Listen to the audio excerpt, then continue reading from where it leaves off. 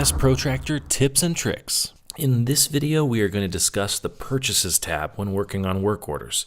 This tab gives you a quick way to track the progress of parts needed for a work order. As you can see, there are 3 sections on this tab. The first is To Be Ordered.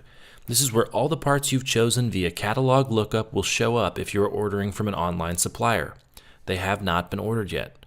You are able to order the parts by clicking on them and hitting the Place Order button. I happen to be ordering this particular part from Napa. If there were multiple parts needed to be ordered from Napa for this work order, they would all show up here, and I could order everything with a single click.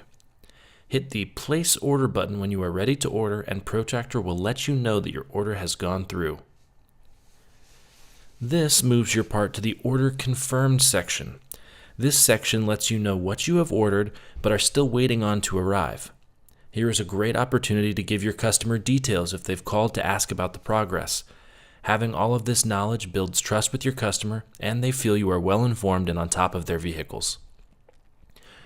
When the part arrives, simply click on the part and hit the Receive Item button. This dialog box will pop up and gives you a chance to confirm the cost of the part as well as input the correct invoice number.